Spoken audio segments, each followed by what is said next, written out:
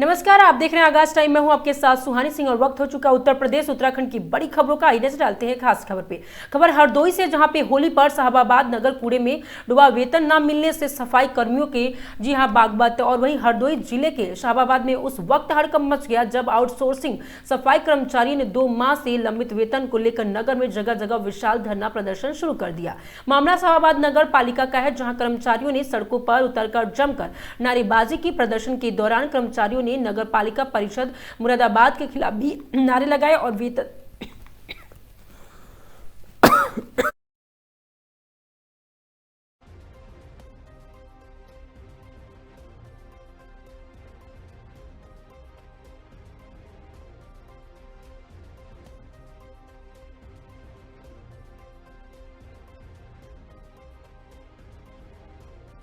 थी। ऐसा क्या कारण रहा कि दोबारा हड़ताल करने पे आप लोगों को मजबूर होना पड़ा? जो नगर पालिका ने हमसे समय मांगा था कि आप बृहस्पतिवार तक का समय दे दीजिए, आपकी समस्याओं का समाधान कर दिया जाएगा। और मुख्य तो खाली मांग थी समस्त आउटसोर्सिंग कर्मचारियों का जो पिछले माह का वेतन नहीं मिला है, उस वेतन को लेकर तो साहब ने कहा कि वेतन आपका बृहस्पतिवार तक हर हालत में पड़ जाएगा। लिखित में समझौता हुआ, अगर बृहस्पतिवार तक आपका वेतन नहीं पड़ता है तो आप लोगों की जो मर्जी हो करिएगा। ये साहब के बोलते हम लोगों ने बृहस्पतिवार तक का समय दिया और हमने आश्वासन लिया। उसके बाद भी नगर पालिका ने अपने वादे पर खड़ी नहीं उतरी। मजबूरन होकर हमें कल से फिर काम बंद करना पड़ा। इसलिए काम बंद करना पड़ा क्योंकि अब 2 महीने हो गए हैं। 2 महीने से हमारे कर्मचारियों को वेतन नहीं मिला।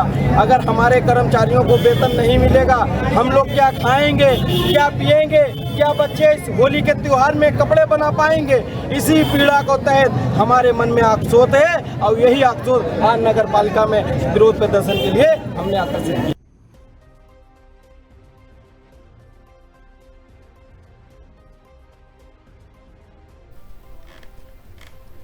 खबर उन्नाव से, जहां पे भाजपा सांसद साक्षी महाराज आज उन्नाव प्रस्ताव पर रहे और सांसद साक्षी महाराज ने आवास पर जनता प्रदर्शन वही दर्शन जनता की शिकायतें सुनी और अधिकारियों को शिकायतों के तत्काल निस्तारण के निर्देश भी दिए। इसी दौरान सांसद साक्षी महाराज ने मीडिया कर्मियों से बातचीत में शंकराचार्य पर तीखा पलटवार किया है। आपको बता दें कि सांसद साक्षी महाराज ने शंकराचार्य अवनिकृष्णानंद पर बड़ा हमला बोलते हुए कहा कि उनके जो गुरु थे स्वामी स्वरूपानंद महाराज ने विशुद्ध कांग्रेसी थे। राम मंदिर आंदोलन के लिए हिंदुस्तान के सारे साधु सन्यासी और अखिल भारतीय संत समिति के एक मंच पर लाकर खड़ा कर दिया गया है। अवनिकृष्णानंद ने गुरुवार स्वरूपानंद और उस मंच पे नहीं आए थे और वो कांग्रेस के पूरी तरह से पिट्ठू थे और ऐसे ही अवनिकृष्णानंद भी कांग्रेस के पिट्ठू है। और जब अखिलेश ने डंडों से बहुत मारा था और बहुत पिटवाया था और ये ऐसे कह रहे हैं और मारो और मारो और मारो, और आज वो वकालत कर रहे हैं। मतलब जिन लोगों ने राम भक्त संतों और साथियों को गोली से छलनी कर दिया, सरायू का पानी लाल कर दिया, इन हाथों में इन लाशों को उठाया था, आज वो संतों का सम्मान करना सीख गए। अखिलेश यादव को राजनीति करनी है तो हिंदू समाज के साथ हाथ जोड़कर क्षमा मांगनी चाहिए। साक्षी महाराज ने कहा कि हर कपड़ा रगा हुआ व्यक्ति सन्यासी नहीं हो सकते, साधु नहीं हो सकता, महामंडलेश्वर नहीं हो सकता। कपड़े तो रावण ने भी रंगे थे।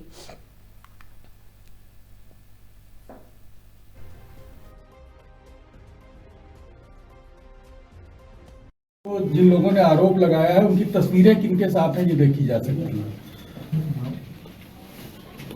मैंने यहीं पर आप लोगों से एक बार कहा था कि उनके जो गुरु थे स्वामी स्वरूपानंद जी महाराज विशुद्ध कांग्रेसी थे और हिंदुस्तान के सारे साधु सन्यासियों को मैंने एक मंच पे लाके खड़ा कर दिया था। मैंने मतलब हमारे संगठन ने, हम लोगों ने संतों का अखिल भारतीय संत समिति करके संगठन बनाया था जिसका मैं फाउंडर जनरल सेक्रेटरी था और हिंदुस्तान के सबसे बड़े संत स्वामी बावनदेव महाराज उसके चीफ पेट्रन थे।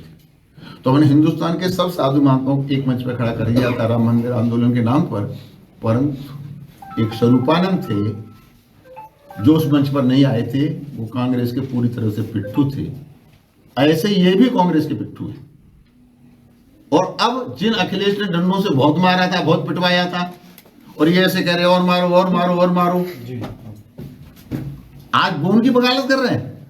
मतलब जिन लोगों ने राम भक्तों संतों की छातियों को गोली से छलनी कर दिया, सरयू का पानी लाल कर दिया, इन हाथों ने लाशों को उठाया था।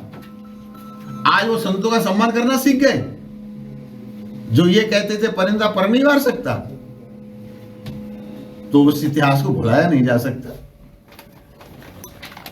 समय रहते अखिलेश यादव को राजनीति करनी है तो पूरे हिंदू समाज से हाथ जोड़ करके क्षमा मांगनी चाहिए।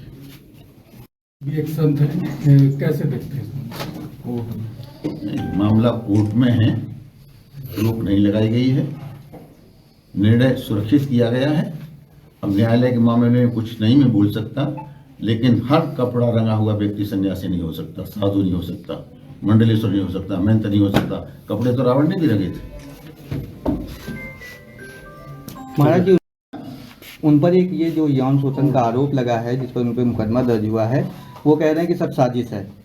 नहीं, ऐसा है कि मामला कोर्ट में है और विधि सम्मत इसमें विवेचना होगी। इसमें मेरा कुछ कहना कहीं औचित्यपूर्ण नहीं है। क्या सच्चाई है, क्या गलत है, क्या नहीं है, ये तो तथ्यों के आधार पर ही जब सबूत मिलेंगे तो कोर्ट कोई निर्णय करेगा, नहीं सबूत मिलेंगे तो।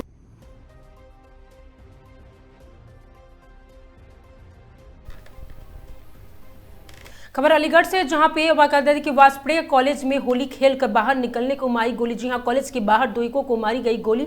बाइक पर सवार होकर आए बदमाशों के तमाम टूर और फायरिंग पर 2 लोगों को मारी गई गोली। गोली लगने के दौरान युवक की मौके पर हुई मौत। घटना की सूचना पर पहुंची इलाका, वहीं पुलिस वही पुराने विवाद को बताया जा रहा है गोली मारने का ये बड़ा वजह। एक युवक को अस्पताल लेकर पहुंची पुलिस और अलीगढ़ के थाना के गांधी पार्क इलाके के बाकायदा कि वाजपेयी महाविद्यालय के समीप की पूरी घटना बताई जा रही है।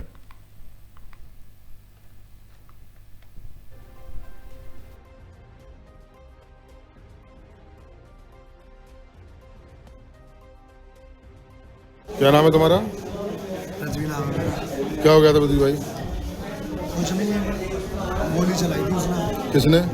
धीरज ने। कौन है? ये महेंद्र सिंह का लड़का है। तो क्यों चलाई गोली? कारण कारण ये था कि पुराना झगड़ा। अभी आप थोड़ी देर बाद बात करें मुझसे तो ज़्यादा बेटर है। ये कौन सा मृतक आपका? मेरा भतीजा है। क्या नाम था इनका? हुआ क्या था? पाली करने मारी है, पाली करने। क्या नाम है उसका? पाली और मर्डा के। पाली और मर्डा नाम। कोई पुरानी रंजिश चल रही थी? कैसे ले गए? यहाँ से उठाई गए, मुँह चोना है अंदर, रात से चोन ले गए।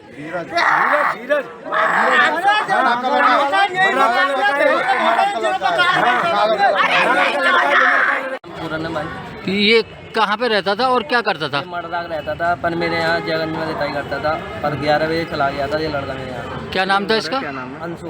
कितनी उम्र होगी इसकी? इसकी 18-19 साल उम्र थी। अच्छा, क्या पता लगा था आपको, क्या हुआ है? मेरे और कॉल आई थी एक संग के पैर में चोट है, मेडिकल माल ले गया मलकान से। कैसी स्थिति बताई जा रही है? खाली यही बताया था कि पैर में लग गई। अब कैसी? अब तो खत्म ही हो गया। तो क्या क्या सुना था आपने, क्या हुआ है वहाँ पर? वहाँ पर तो मैंने ये सुना था होली खेलते हैं। कैसे खत्म हुआ, क्या हुआ उनके साथ? अब तो गोली लगी है उसको। किस के लगी है गोली? क्या जनों के ये पता लग रहा है? पता नहीं, ये पता लग रहा है क्या जनों को गोली लगी? ये ऐसे तो मुझे भी नहीं पता क्या जने की गोली लगी है मुझे। कितने बजे की घटना, कब सूचना लगी? मेरे को ये 1 बजे करीब कॉल आई। अच्छा, घटना कौन सी जगह की बताई जा रही है? ये घटना बताई जा रही है वासना कॉलेज। वासना कॉलेज में अंदर हुआ है कि बाहर है? बाहर रोड। खबर बहराइच से, जहां पे अचानक निरीक्षण में महर्षि बालवक और चिकित्सालय में मचा हड़कंप। जी हां, मंत्री के पहुंचते ही अस्पताल प्रशासन और अफसर हुए अलर्ट। विधायक सुभाष त्रिपाठी भी निरीक्षण के दौरान रहे मौजूद। डीएम अक्षय त्रिपाठी और एसपी आपके रामनारायण सिंह मौके पर पहुंचे और इमरजेंसी वार्ड की व्यवस्थाओं का लिया जायजा। आईसीयू में भर्ती मरीजों की स्थिति के लिए जानकारी। वही ओपीडी में डॉक्टरों ने उपस्थिति और पर्चा व्यवस्था पर भी नजर आए। वही बता दें कि ब्लड बैंक की उपलब्धता और स्टॉक की जाँच के साथ वार्ड में साफ सफाई की व्यवस्थाओं पर भी संतोष जताया। मरीजों और आप कहते हैं कि तीमारदारों से सीधे संवाद कर जानने की हकीकत थी और वही एक मरीज के साथ सिर्फ एक अटेंडेंट की अनुमति की भी निर्देश दिए हैं। दवाओं और संसाधनों की कमी न होने के सख्त आदेश दिए हैं। लापरवाही मिलने पर कार्रवाई की चेतावनी। मेडिकल कॉलेज प्रशासन को व्यवस्था दुरुस्त रखने के भी निर्देश दिए हैं। बोले मंत्री, स्वास्थ्य सेवाएं की किसी भी तरह की ढिलाई बर्दाश्त नहीं की जाएगी।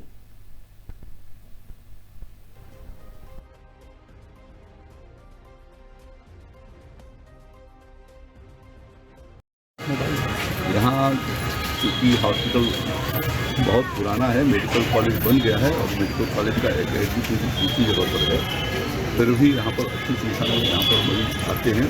मुझे बताया गया कि 2-2,500 मरीजों को प्रतिदिन आउटडोर में ही यहाँ पर देखा जाता है। मरीजों से बातचीत करी, लोगों ने बताया कि दवा भी मिलती है, हमें सब प्रकार की व्यवस्था अस्पताल में आने के बाद सब देखते भी हैं। ऐसी कोई समस्या ऐसी नहीं है। साफ सफाई इतना यहाँ पुराना हॉस्पिटल है तो स्वाभाविक रूप से रखने के बावजूद भी साफ सुथरा है और शायद इसे और आगे बेहतर बनाने का प्रयास किया जाए। मंत्री जी, अरविंद केजरीवाल को कोर्ट ने बरी कर दिया है, क्या मानते हैं कि उनको गलत फंसाया गया था? देखिए,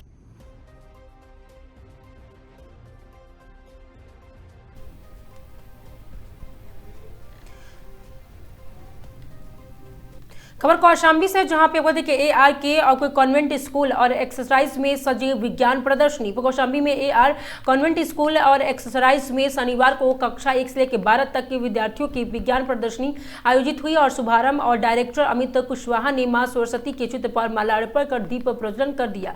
छात्रों ने विभिन्न मॉडलों के माध्यम से अपनी प्रतिभा दिखाई और कक्षा 6 के वैशाली त्रिपाठी से आराध्या विश्वकर्मा के ओल्ड विलेज और मेमोरी मॉडल आकर्षण का केंद्र रहा, जबकि कक्षा 4 के छात्र ने वाटर मैनेजमेंट के अन्य विद्यार्थियों ने ह्यूमन हार्ट जैसे मॉडल प्रस्तुत किया। डायरेक्टर अमित कुशवाहा ने कहा कि ऐसे आयोजन बच्चों के वैज्ञानिक सोच और आत्मविश्वास बढ़ाते हैं। कार्यक्रम में प्रधानाचार्य, शिक्षक, शिक्षिकाएं और अभिभावक उपस्थित रहे। प्रदर्शनी ने पूरे विद्यालय में उत्साह और नवाचार का माहौल बना दिया। Functions in village like farming and organic farming, no pollution and no noise. Thank you. खबर सीतापुर से, जहां पे गबदर की गैर राज्यों में GST चोरी के गैंग का पुलिस ने किया है पर्दाफाश। पुलिस ने गिरोह के 4 सदस्यों को किया है अरेस्ट। हुए बता दें कि 3 अभियुक्त आगरा और एक उत्तराखंड का निवासी बताया जा रहा है। 2 लाख की नकदी और 8 मोबाइल और एक कार भी बरामद हुआ है। 23 सिम और 6 ATM के लैपटॉप और एक कार बरामद हुआ है। नौकरी के झांसा देकर हासिल करे दस्तावेज। वहीं जनपद के कोतवाली नगर स्वाट सर्विलांस से की गई है ये गिरफ्तारी।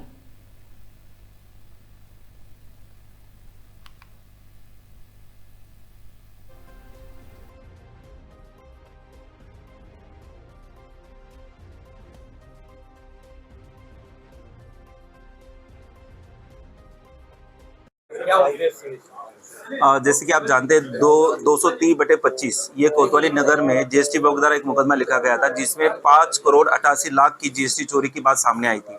इसमें लखनऊ हेडक्वार्टर में एक GST गठित की गई, मतलब SIT गठित की गई थी, जिसमें पूरे हमारे राज्य में ऐसे सारे GST के जो मुकदमे हैं इसकी समीक्षा की जा रही थी।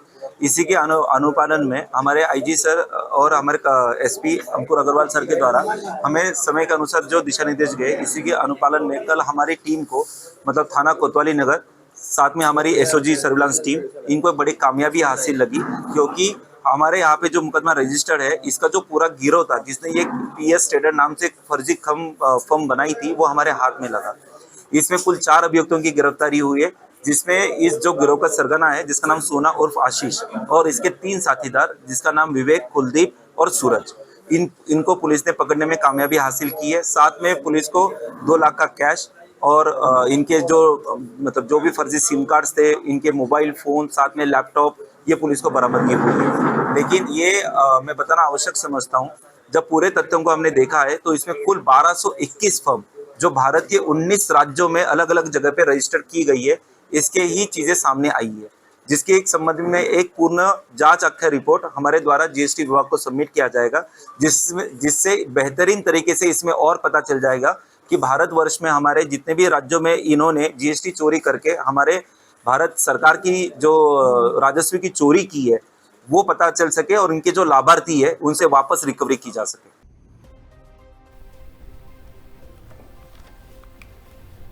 खबर हरदोई से, जहां पे नेगटा इंडस्ट्रियल एरिया में आयुर्वेदिक फैक्ट्री पर छापा, ट्रक और भर बाकी की बरामद। वही हरदोई शहर के कोतवाली क्षेत्र के नेगटा इंडस्ट्रियल एरिया स्थित के एक आयुर्वेदिक फैक्ट्री में भारी मात्रा में भांग रखे जाने की सूचना पर एसओजी टीम ने छापा मारकर कार्रवाई की है। छापेमारी के दौरान फैक्ट्री परिसर में भांग से भरा एक ट्रक बरामद किया गया। प्रारंभिक जांच में भंडारा क्षमता से अधिक स्टॉक मिलने की बात भी सामने आई है। वही जानकारी के अनुसार नेगटा इंडस्ट्रियल एरिया हरदोई में संचालित ओम आयुर्वेदिक कंपनी को समिति मात्रा में भांग रखने के सबसे आयुर्वेदिक उत्पाद तैयार करने की भी अनुमति दी गई है। हालांकि छापे के दौरान मिली मात्रा ने अधिकारियों को चौंका दिया। बताया जा रहा है कि स्टॉक निर्धारित सीमा से कई गुना अधिक था। सूचना मिलते ही स्पेशल ऑपरेशन ग्रुप एसओजी की टीम ने सुबह लगभग 10 बजे फैक्ट्री में छापा मारा। इसके बाद नगर मजिस्ट्रेट, सीओ सिटी और आबकारी विभाग, एक्साइज विभाग, आयुर्वेदिक विभाग और बिजली विभाग के अधिकारी भी मौके पर पहुंचे। अधिकारियों ने फैक्ट्री के लाइसेंस, स्टॉक रजिस्टर और परिवहन संबंधी दस्तावेजों का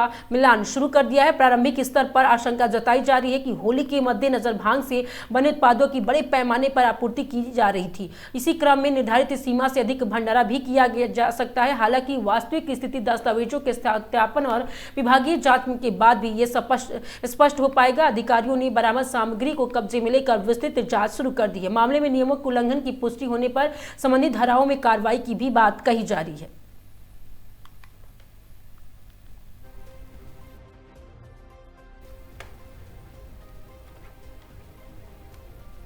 खबर महोबा से, जहां पे चरखारी में क्षेत्र पंचायत निधि पर सवाल उठा। जी हां, गौशालाओं को सोलर पे जल और टंकियों में घोटाले का आरोप लगा है। लाखों खर्च के भी खराब व्यवस्थाएं पर भी सवाल उठी है। चरखारी विकासखंड में क्षेत्र पंचायत निधि के दुरुपयोग का आरोप लगा है और गौशालाओं में लगाए गए सोलर पेयजल टंकी कार्य और गुणवत्ता पर भी गंभीर सवाल उठाए गए हैं। चरखारी विकासखंड में क्षेत्र पंचायत निधि से कराए जाए सोलर पेयजल टंकी कार्यों को लेकर विवाद गहराता हुआ जा रहा है। क्षेत्र का विभिन्न गौशालाओं में लगाए गए सोलर पेयजल टंकियों की गुणवत्ता को लेकर ने गंभीर आरोप लगाए। उनका कहना है कि लाखों रुपए खर्च किए जाने के बावजूद कार्य मानकों के अनुरूप नहीं कराया गया है। ग्रामीणों का आरोप है कि ब्लॉक प्रमुख सीमा कुशवाहा के कार्यालय में क्षेत्र पंचायत निधि से गौशाला में सोलर पेयजल टंकियों की स्थापना कराई गई है। प्रत्येक कार्य के लिए लगभग 8 से 10 लाख रुपए तक का भुगतान किया गया है, लेकिन जमीनी स्तर पर बात की जाए तो कार्य की गुणवत्ता बेहद ही खराब देखने को मिला है। ग्रामीणों का कहना है कि कई स्थानों पर टंकियों की संरचना कमजोर है, पाइपलाइन और फिटिंग कार्य निम्न स्तर पर है तथा सोलर पैनलों की स्थापना भी तकनीकी मानकों में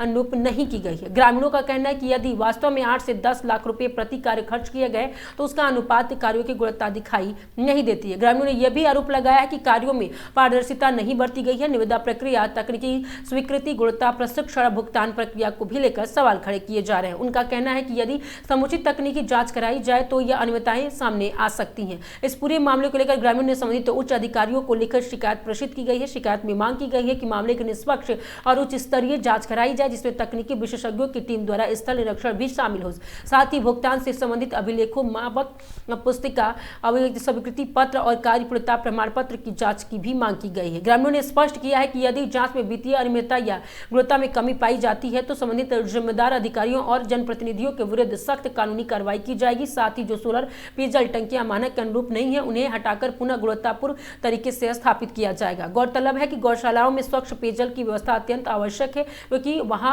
बड़ी संख्या में निराश्रित पशु रखे जाते हैं। सोलर आधारित पेयजल प्रणाली का उद्देश्य बिजली की समस्या से निपटने और सतत जल आपूर्ति सुनिश्चित करना होता है। ऐसे में यदि कार्यों में गुणवत्ता के समझौता किया गया है तो यह न केवल सरकारी धन की बराबरी बल्कि बता दें कि पशुओं के हितों का भी अनदेखी की गई है। फिलहाल प्रशासन की ओर से आधिकारिक प्रतिक्रिया सामने नहीं आई है। यदि जांच का आदेश जारी होते हैं तो आने वाले समय में पूरे मामले की स्थिति स्पष्ट हो सकेंगे और क्षेत्र के ग्रामीण का कहना है कि वह इस मुद्दे को लेकर पीछे नहीं हटेंगे और पारदर्शिता तथा जवाबदेही सुनिश्चित होने तक आवाज उठाते रहेंगे। ये मामला अब स्थानीय स्तर से आगे बढ़कर जिला स्तर पर चर्चा का विषय बन गया है। अब सबकी निगाहें प्रशासनिक कार्रवाई और संभावित जांच पर टिकी हुई है।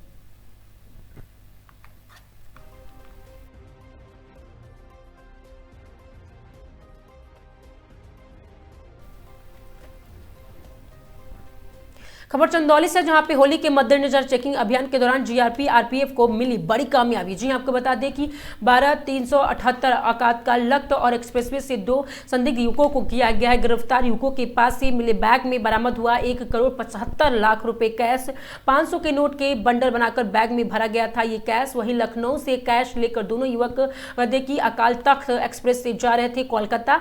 सीओ और जीआरपी का खुलासा हवाला से जुड़ा हुआ है और सकता है बरामद। जी आपको बता दें कि लखनऊ के ठाकुरगंज थाना क्षेत्र के निवासी बताए गए रितेश और प्रिग्रेश और डीडीओ जंक्शन के प्लेटफॉर्म संख्या 1 से जीआरपी को मिली है बड़ी कामयाबी।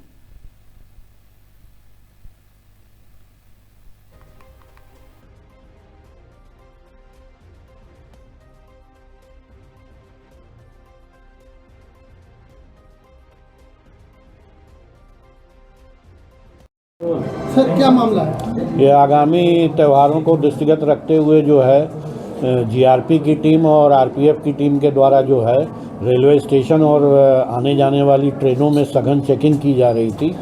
इसी चेकिंग के दौरान अकाल तख्त ट्रेन में रात में जो है 2 संदिग्ध व्यक्तियों को पकड़ा गया। उनके लिए हुए बैग से 1,75,00,000 रुपए कैश भारतीय करेंसी बरामद हुई है। क्या कार्रवाई कर रहे हैं? इसमें इनकम टैक्स की टीम को सूचना दी गई है, टीम आ रही है और इनकम टैक्स की टीम के द्वारा जो है इसमें विधिक कार्रवाई की जाएगी। जानकारी क्या मिला है, कहां से कहां ले जा रहे थे, किस तरह का पैसा? ये अभी तक तो जो जानकारी लगी है ये लखनऊ के रहने वाले हैं और एक का नाम इसमें रितेश है और एक का नाम प्रज्ञेश है और ये लखनऊ से लेकर के कलकत्ता के लिए जा रहे थे और संभवतः ये हवाला का पैसा है।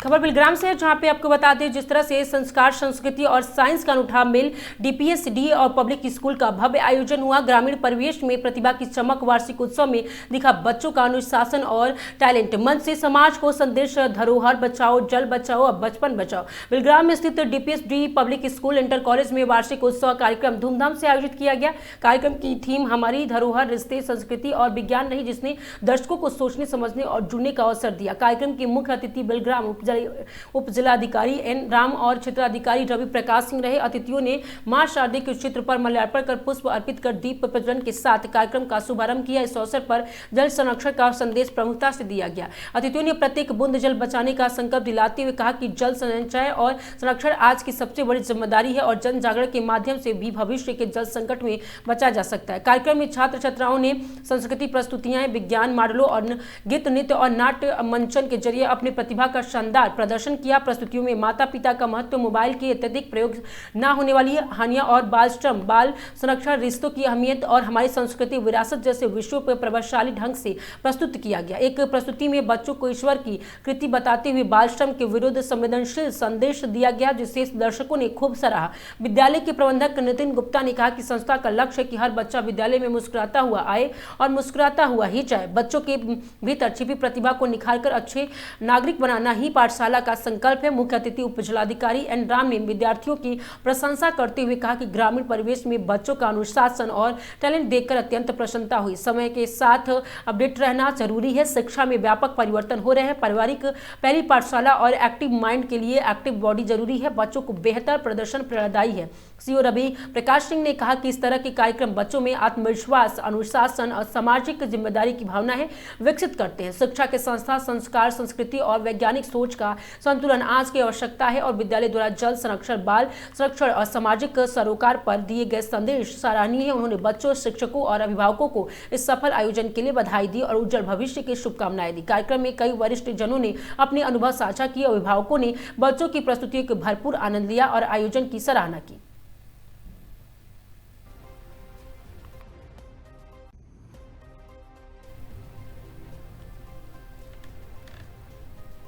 खबर बिलग्राम से, जहां पे समाधान दिवस में उमड़ी शिकायतों की भीड़। जी हां, 8 मामलों पर तत्काल कार्रवाई देखी गई। वहीं बिलग्राम कोतवाली बिलग्राम में आयोजित समाधान दिवस के दौरान प्रशासनिक और पुलिस अधिकारियों ने फरियादियों की शिकायतें गंभीरता से सुनी।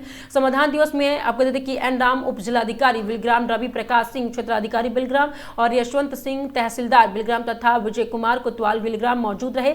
समाधान दिवस के दौरान कुल 8 शिकायतें प्राप्त हुई। इनमें से 1 शिकायत पुलिस विभाग से संबंधित है, जबकि 7 शिकायतें राजस्व विभाग की जुड़ी पाई गई। राजस्व से जुड़े मामलों को गंभीरता से लेते हुए अधिकारियों ने संयुक्त टीमों का गठन कर उन्हें मौके पर भेजने के निर्देश दिए ताकि वास्तविक स्थिति की जांच कर शीघ्र निस्तारण किया जा सके। इस अवसर पर एसडीएम एन राम ने कहा कि समाधान दिवस का मुख्य उद्देश्य आम जनता की समस्याओं का समयबद्ध, निष्पक्ष और गुणवत्तापूर्ण समाधान कराना है। उन्होंने राजस्व मामलों की स्थलीय जांच को प्राथमिकता देने को निर्देश दिया। वहीं सीओ रवि प्रकाश सिंह ने बताया कि पुलिस संबंधित शिकायत पर तत्काल कार्रवाई निर्देश दिया जाए। उन्होंने कहा कि कानून व्यवस्था से जुड़े मामलों में किसी भी प्रकार की लापरवाही बर्दाश्त नहीं की जाएगी। अधिकारियों ने भरोसा दिलाया है कि सभी शिकायतों का निर्धारित समय सीमा में निस्तारण कराया जाए।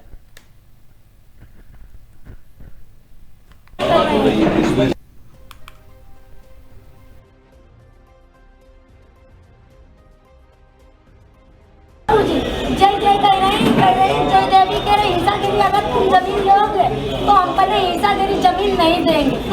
जय बात कर रहे हैं। खबर सितारगंज के, जहां पे गल्ला मंडी में सिख समुदाय 35वां भव्य समागम श्रद्धा और उत्साह के साथ आयोजित किया गया। आपको बता दें कि सितारगंज उधम सिंह में, वहीं बता दें कि जिस तरह से ये सितारगंज में गल्ला मंडी में 35वें समागम का किया गया आयोजन, इस अवसर पर मुख्य रूप से बाबा लखविंदर सिंह साहिबा और के पधारे अगुवाई में और समागम संपन्न हुआ। उनके आगमन पर संगत ने फूल मालाओं के साथ स्वागत किया। पूरे पंडाल में जो बोले सो निहाल के जयकारे से माहौल गूंज उठा। समागम में दूर दराज से आई संगत के चढ़कर हिस्सा लिया। कीर्तन, शब्द गायन और गुरबाणी विचारों के माध्यम से उपस्थित श्रद्धालुओं को धर्म की मांग पर चलने की प्रेरणा दी। और इस दौरान बाबा हरभजन सिंह ने कहा कि ऐसी धार्मिक समागम में उद्देश्य सिख धर्म को आगे बढ़ाना और नई पीढ़ियों को अपने गौरवशाली इतिहास से अवगत कराना। उन्होंने कहा कि आज के युवाओं में गुरुओं की शिक्षाओं से जोड़ना समय की आवश्यकता है ताकि वो अपने संस्कार और परंपराओं को समझ सके। उन्होंने यह भी कहा कि सिख धर्म हमें सेवा, त्याग और मानवता का संदेश देता है। हमारी प्राथमिकताएं गरीब और जरूरतमंद लोगों को सहायता करना तथा किसी का बुरा ना करते हुए सबके साथ प्रेम भाईचारे से रहना। अब बता दें कि समागम में अंत में अरदास की गई और संगत के लिए लंगर की व्यवस्था भी की गई, जिसमें सभी ने एक साथ बैठकर प्रसाद ग्रहण किया। कार्यक्रम में क्षेत्र के गणमान्य लोग और बड़ी संख्या में सिख समुदाय के सदस्य उपस्थित रहे। और इसी साथ लगी प्रदर्शनी में उपस्थित उस बता दें कि एसएस से पहुंचे सरदार देवेंद्र सिंह जी ने बताया कि इस प्रदर्शनी को लगने का मकसद दिया गया कि हमारे इतिहास के बारे में युवा पीढ़ियों को अच्छी तरह से जानकारी होनी चाहिए। कि जो हमारी सिख परंपरा है उसके बारे में बताना, गुरु का अमृत पान करना, बुराइयों को त्यागना और अपने धर्म में निरपेक्ष रहना, किसी का बुरा नहीं करना है, अपनी किर्त कमाई करके खानी है और गरीब पे दया करनी है। और हमारा ये जो है धार्मिक प्रोग्राम सन 91-92 से लगातार सितारगंज में होता आ रहा है, जिसमें हर समुदाय के लोग इसमें पहुँचते हैं। किसी समुदाय को बुरा नहीं कहा जाता है, चाहे हिंदू हो, चाहे सिख हो, चाहे मुसलमान भाई हो, तो ईसाई हो। जो हमारा मेन है बाबा जी का उपदेश, वो चारों वर्ण के लिए साझा है। वो किसी के लिए भी वो उसमें दुविधा पैदा करने के लिए नहीं करते हैं। सिर्फ हम अपने धर्म सिख को ज़्यादा प्रमोट करते हैं कि जो हमारी आने वाली जनरेशन है वो इस धर्म हमारे सिक्खी के बलिदान को, सिक्खी के जो भी हमारे गुरु हुए हैं 10 और जो 11वें गुरु ग्रंथ साहब हैं, इसकी वाणी को सुने और इसकी वाणी को ही माने। अन्यथा किसी और डेरेदार अन्य किसी धर्म में इधर उधर जो आजकल झूठ के अडम्बर रचे हुए लोगों ने उसमें ना पड़े। एक गुरबाणी जो हमारा गुरु ग्रंथ साहब है, यही सिद्धांत है, इसी को लेके हमें चलना है। इन्हीं के बताए रास्ते पर हमें बाबा जी ने अब तक चलाया है। और जितने भी हमारे यहाँ प्रेमी हैं, जो कुछ लोग हैं, जैसे उनके मैं नाम खोल देता हूँ, लगातार ही इस समागम में सेवा करते हैं। सरदार हरभजन सिंह, सरदार भगवंत सिंह, सरदार दर्शन सिंह, सरदार फूला सिंह, सरदार सुखदेव सिंह और सरदार राज सिंह, और उसके साथ साथ गुरविंदर सिंह और ये हमारे भाई बलजिंदर सिंह हैं जो सितारगंज के नज़दीक में, और इनका बहुत बड़ा सारा इलाके का सहयोग है। हमारी लोकल संगत है, सब है, गुरु के लंगरों में सेवा करती है और रात दिन यहाँ किसी को बुरा नहीं कहते। जो भी प्राणी आता है उसको लंगर प्रसाद ग्रहण कराया जाता है भोग के उपरांत। उसके बाद में जो है हमारी संगत जो है किसी से भी पैसा नहीं मांगती, अपनी श्रद्धा भावना से हम लोगों को कहते हैं, वो ही अपना किर्त कमाई का दान पुण्य इसमें हिस्सा डालते हैं। बाकी आए हुए सज्जनों की हम सेवा करते हैं, कोई किसी भी धर्म का हो। हमें बाबा जी ने यही सिखाया है, हमारा यही उद्देश्य है। हर साल हम यहाँ 3 दिन का मंडी में गुरमत समागम जो करते हैं, आप लोगों की, सब बहन भाइयों की, पुलिस प्रशासन की, एसडीएम की और भी जितने हमारे प्रशासन अधिकारी हैं मंडी के, सबका बहुत साथ मिलता है। राजनेता जो लोग हैं हमारे, सब इस हमारे जो समागम को अच्छी तरीके से जानते हैं, वो पहुंचते भी हैं। जब उनके पास समय होता है शिरकत करते हैं। हम आप लोगों का भी, पत्रकार बंधुओं का भी बहुत धन्यवाद करते हैं जो हमारे इस समागम में आप बिना बुलाए आके हमारे जो है जो समागम की आपकी जो है ऐड कर रहे हैं, जहां इसको आगे बढ़ाएंगे। हम आपका सारे ही प्रबंधक जितने नाम लिए हैं, सबकी तरफ से आपका बहुत बहुत धन्यवाद। वाहिगुरु जी का। खबर नैनीताल से, जहां पे अपने किन्नौर सांस्कृतिक सत्संग समिति के तत्वाधान में होली का किया गया आयोजन जमकर थिर के नजर आए। स्कूल के बच्चों के साथ महिलाएं भी वही पदाधिक नैनीताल, सरोवर, नगरीताल, नैनीताल और उसके आसपास के इन दिनों तमाम स्थानों में होली की धूम मची हुई है। और यहाँ 9 सांस्कृतिक सत्संग और समिति शेर का डंडा रामलीला मैदान में हर वर्ष की भांति भी इस वर्ष स्कूली बच्चों की होली प्रतियोगिता आयोजित की गई। साथ ही महिलाओं की भी होली प्रतियोगिता आयोजित की गई। होली प्रतियोगिता का शुभारंभ नगर पालिका से सभासद जितेंद्र कुमार पांडे, जिनू एवं रमेश प्रसाद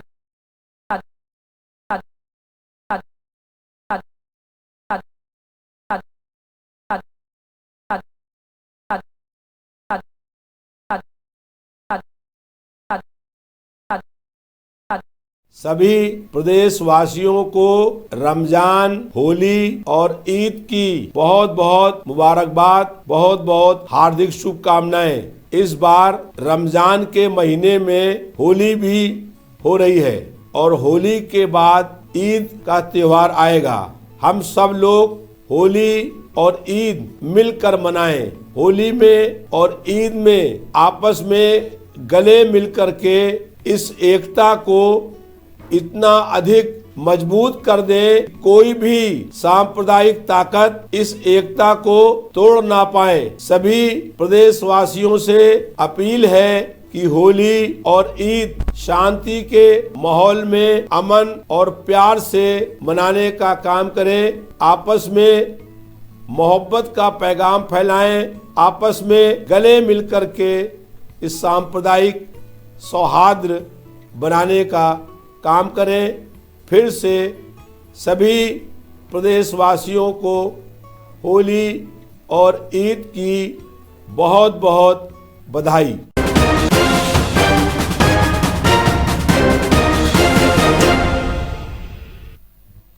नमस्कार, आगाज टाइम्स देख रहे हैं आप। मैं हूं आपके साथ पलक शर्मा। खबर बहराइच से है। जनपद के रामगांव थाना क्षेत्र में एक नाबालिग से छेड़छाड़ और दुष्कर्म के आरोपी श्री राम गोपाल उर्फ राकेश श्रीवास्तव को जिला अस्पताल में इलाज के दौरान उनकी मौत हो गई।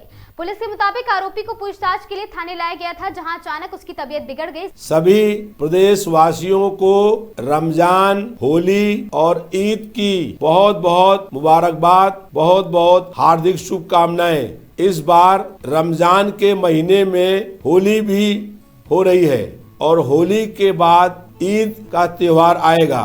हम सब लोग होली और ईद मिलकर मनाएं। होली में और ईद में आपस में गले मिलकर के इस एकता को इतना अधिक मजबूत कर दे, कोई भी सांप्रदायिक ताकत इस एकता को तोड़ ना पाए। सभी प्रदेशवासियों से अपील है कि होली और ईद शांति के माहौल में अमन और प्यार से मनाने का काम करें। आपस में मोहब्बत का पैगाम फैलाएं, आपस में गले मिलकर के इस सांप्रदायिक सौहार्द बनाने का काम करें। फिर से सभी प्रदेशवासियों को होली और ईद की बहुत बहुत बधाई। सभी प्रदेशवासियों को रमजान, होली और ईद की बहुत बहुत मुबारकबाद, बहुत बहुत हार्दिक शुभकामनाएं। इस बार रमजान के महीने में होली भी हो रही है और होली के बाद ईद का त्योहार आएगा। हम सब लोग होली और ईद मिलकर मनाएं। होली में और ईद में आपस में गले मिलकर के इस एकता को इतना अधिक मजबूत कर दे। कोई भी सांप्रदायिक ताकत इस एकता को तोड़ ना पाए। सभी प्रदेशवासियों से अपील है कि होली और ईद शांति के माहौल में अमन और प्यार से मनाने का काम करें। आपस में मोहब्बत का पैगाम फैलाएं। आपस में गले मिलकर के इस सांप्रदायिक सौहार्द बनाने का काम करें। फिर से सभी प्रदेशवासियों को होली और ईद की बहुत बहुत बधाई। सभी खबर नैनीताल से, जहां पे सरोवर नगरी नैनीताल और उसके आसपास इन दिनों तमाम स्थानों पर होली की धूम मची हुई है। यहां नौ सांस्कृतिक सत्संग और समिति शेर का डंडा रामलीला मैदान में हर वर्ष की भांति इस वर्ष स्कूली बच्चों की होली प्रतियोगिता आयोजित की गई।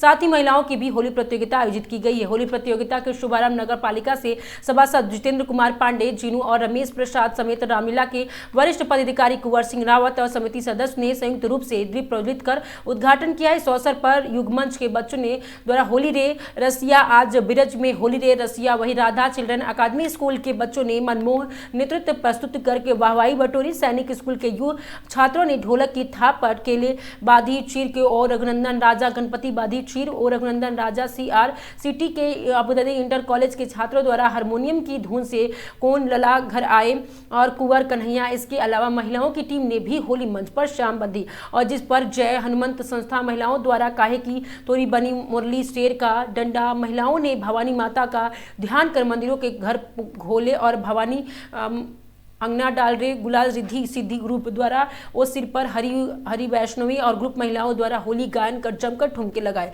भवानी में बता दें कि चढ़त गुलाल का थाल सजा के इसके बाद परिणाम महिला समिति द्वारा हल्द्वानी उत्कृष्ट सामुदायिक ज्ञान में पहला स्थान प्राप्त किया।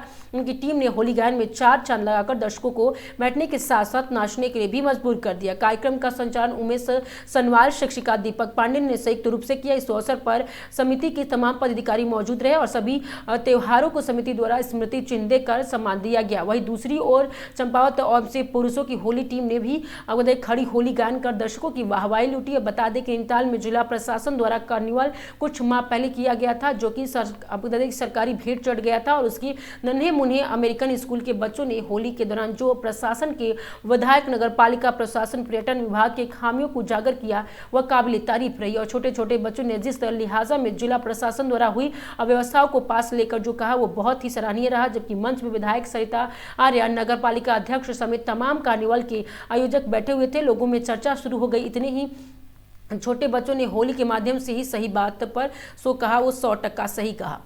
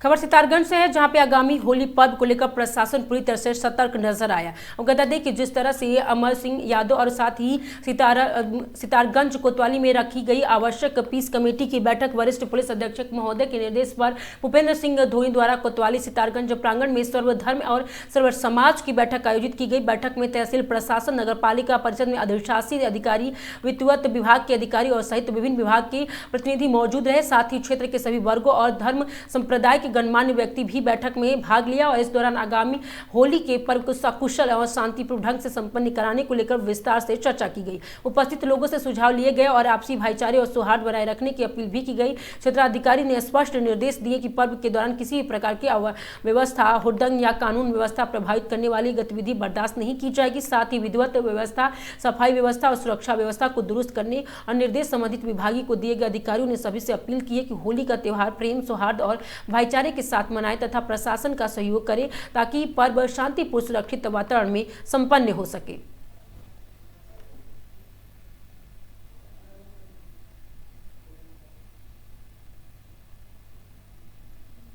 सबको शुभकामनाएं देता हूँ। आज कोतवाली परिसर में हमारे क्षेत्राधिकारी आदरणीय धोनी जी के नेतृत्व में एक मीटिंग हुई है और शहर के सभी जनप्रतिनिधि यहाँ पर मौजूद रहे और जनप्रतिनिधियों के बीच में जो सवाल जवाब आए वो काफ़ी खूबसूरत और अच्छे आए, क्योंकि सितारगंज एक कौमी गुलदस्ता का एरिया है और सितारगंज का इतिहास रहा है कि कभी कोई भी ऐसी काम, ऐसा कोई वारदात या कोई अप्रिय घटना नहीं घटी है जो कि धर्म को लेकर के हुई है।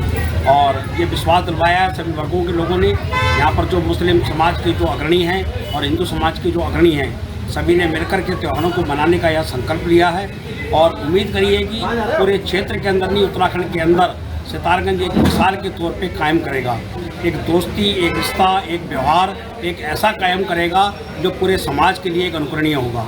और जो होली का त्यौहार है, हमारा रंगों का त्यौहार है, हमने सबने मिलजुल करके इस त्यौहार को मनाना है। और गाइडलाइन के जरिए ये भी कहा गया है कि मुस्लिम समुदाय के लोग खास तौर से उस दिन जो है रंग वाले दिन थोड़ा सा अपने घरों में रहें। अगर कोई भाई हम सबके साथ मिल करके होली मिलाना चाहते हैं, मिलना चाहते हैं, तो वो ज़रूर आगे आएँ।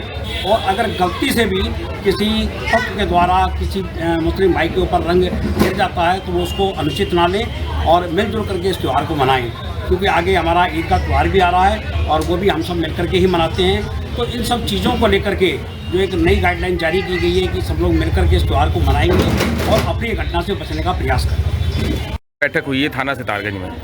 आज की बैठक होली दहन के संबंध में, होली के रंगारंग प्रोग्राम बनाने के संबंध में उसमें बैठक हुई और जिसमें ये बात रखी गई कि हर समुदाय का लोग ये हर्षोल्लास के साथ होली मनाएगा। उसमें रंगों का त्यौहार है तो अच्छे अच्छे रंग भरे जाएं, कभी कोई कमी हो तो उसे नज़रअंदाज करके हम सब भाई चलेंगे और दिन भर हमारा होली का प्रोग्राम रहे तो दिन भर हम उसमें संगत करेंगे। दूसरे साथ साथ रमज़ान भी है तो रमज़ान में मुस्लिम भाइयों से ये अनुरोध किया गया है कि वो अपने अपने घरों में रहें, जिससे कि किसी पे कोई रंग ना पड़े, उन्हें कोई इतराज़ हो तो उसकी उन्हें कोई परेशानी ना लगे। अगर किसी वजह से आ गए और किसी बच्चे ने या किसी बड़े ने डाल भी दिया है, किसी ने दोस्ती में डाल दिया है, तो उसे भी हम लोग आपस में खुशी खुशी बर्दाश्त करें, उसमें किसी तरह का कोई तनाज़ा ना करें। बाबू त्यौहार निपटेंगे, बिल्कुल मनाया जाएगा उसी तरह से और उससे भी बढ़िया करके मनाएंगे, कहीं उसमें कोई कोर कसर नहीं छोड़ी जाएगी। त्यौहार को त्यौहार की तरह से मनाया जाएगा, हंसते खेलते पूरे दिन होली मनाई जाएगी। कोई व्यक्ति कुछ करने का प्रयास करता भी है तो हमें दखल की आवश्यकता पड़ती नहीं है। किसी भी कम्युनिटी के लोग उसको अपने आप संभाल लेते हैं, तो ये एक अच्छी बात है यहाँ की। तो यही परंपरा आप लोग बनाए रखिएगा। कुछ चेहरे इसमें ऐसे हैं जो मैं यहाँ कोतवाल था तब भी आते थे और अब भी आ रहा और वैसे ही हैं। ईश्वर आप लोगों को ऐसा ही स्वस्थ रखे और जो नए चेहरे हैं तो उन लोगों को भी मैं शुभकामनाएं दूंगा कि आप लोग भी सब ऐसे ही जो बड़े बुजुर्ग हैं आपके, उन लोगों की जो काम कर रहे हैं उनको अपनाएं। देखिए आगामी दिनों में होली आनी है और अच्छे से होली मनती है, यहाँ कोई ऐसा विवाद होता नहीं है। फिर उसके बाद में हमारे रमजान चल रहे हैं, उसके बाद में फिर ईद आएगी, वो भी हमारे अच्छे से होती है, कोई दिक्कत नहीं है। आगरा सिर्फ इतना है, दोनों ही मुख्य कम्युनिटी दोनों हैं, हिंदू और मुस्लिम। आग्रह सिर्फ इतना है कि जरूर अपने बच्चों को और यूथ को बताइएगा, अगर गलती से जैसे रोजे चल रहे हैं तो उस समय अवॉइड कीजिएगा जब रंग चल रहा होगा बाहर निकल। किसी काम से चला भी गया और किसी ने गुस्ताखी कर भी दी तो बर्दाश्त कर लें और हम लोगों को बता दें। और अगर जानबूझ के हमारे हिंदू भाइयों में से किसी ने जानबूझ के रंग डाला तो हम फिर उसके खिलाफ कार्रवाई करेंगे। ये निश्चित बात है। होली का त्यौहार है, जैसे मैं खुद अगर हिंदू समुदाय से हूँ और मैं रिक्वेस्ट कर रहा हूँ साहब मेरे पे मत डालो तो मत डालेंगे। तो ऐसा कोई भी काम हम नहीं करने देंगे किसी को भी जिससे हमारा माहौल खराब हो, चाहे वो हिंदू समुदाय से हो चाहे मुस्लिम समुदाय से। अगर किसी ने जानबूझ के गलती करी, रंग डाल दिया, तो उसमें फिर रिएक्शन नहीं देना है, उसमें आप चुपचाप से फोन करें, अपने बुजुर्ग लोगों को बताएं। पुलिस टीम लगातार मोबाइल में रहेगी, मैं स्वयं रहूंगा, क्योंकि मेरे पे 3 थाने हैं, तो कितना समय मैं यहाँ रहूंगा ये भी बता नहीं सकता आपको। आपके कोतवाल साहब रहेंगे, SSI साहब रहेंगे, सारे चौक इंचार्ज, सारे दरोगा, 100% पुलिस रोड पे रहेगी। तो फिर आग्रह है, ऐसा होता नहीं है यहाँ, तो उस परंपरा को बनाए रखिएगा, मत करिएगा। पत्रकार भाई भी यहाँ पे 80% ऐसे ही हैं जो कि पुराने चले आ रहे हैं। यहाँ का मीडिया भी बहुत अच्छा है, कभी नेगेटिव मैंने नहीं देखा इन लोगों को पत्रकारिता करते हुए। स्पष्ट लोग हैं, निजी स्वार्थ के लिए कुछ नहीं करते हैं, ये मेरा व्यक्तिगत नजरिया है और मेरा अनुभव है। जनता बहुत अच्छी है यहाँ की, और हमारे स्तर से जो भी करना होगा, आप लोगों ने भी पूर्व में हमारे सही साहब बात कर रहे थे, जरूर बता दिया होगा जो हमारी हमसे आप लोगों की अपेक्षाएं हैं, उसे जरूर हम लोग पूरा करेंगे। हमारे माध्यम से ईओ मैडम यहाँ बैठी हुई हैं, और तहसील से कानून को साहब आए हुए हैं, हमारे बिजली विभाग से जेई साहब आए हुए हैं, और ऑलमोस्ट सभी विभाग से यहाँ पे हैं। जो भी अपेक्षाएं हैं होली में हमारे हिंदू भाइयों को, और खासतौर से पानी का ही रहता है मेरे ख्याल से। पानी का संस्थान पे कौन है? कोई नहीं आया, तो ये रहने लिख के भिजवा देना मीटिंग के मिनट।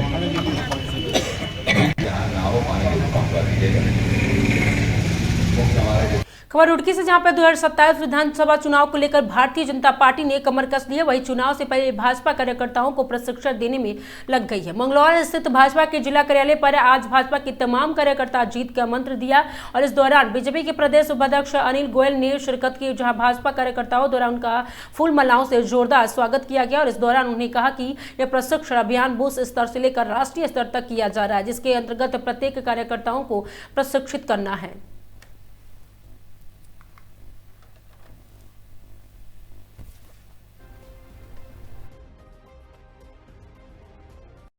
आयोजन किया जा रहा है, आपको भी विशेष रूप से बुलाया गया है, किस तरह की जो है चीज़ें होने वाली हैं? देखिए, भारतीय जनता पार्टी का ये महाप्रशिक्षण अभियान है 2026 का, और हर 3 वर्ष में जब जब भी ऐसा होता है हम लोग प्रशिक्षण पार्टी का करते हैं। और ये इतना बड़ा, मेरा ख्याल है विश्व का सबसे बड़ा मेगा प्रशिक्षण अभियान है, जिसको अगर हम देखें तो राष्ट्रीय स्तर से बूथ स्तर तक इसे होना है, और 8,60,772 बूथों पर और 17,772 मंडलों पर इसकी वो होनी है। 304 मंडल उत्तराखंड में हैं, जिसमें से कुमाऊं और गढ़वाल क्षेत्र के उसमें ये योजना बैठक है। अभी मंडलों के अभियान तो अब होंगे आगे, जिसे हम 7 मार्च से और 14 अप्रैल तक करेंगे, और योजना उसकी कैसे होनी है, कहाँ कहाँ पर कब कब होंगे, किस किस विधानसभा के किस किस मंडल में ये होंगे, सभी मंडलों में 304 मंडलों में इसको प्रशिक्षण को दिया जाएगा।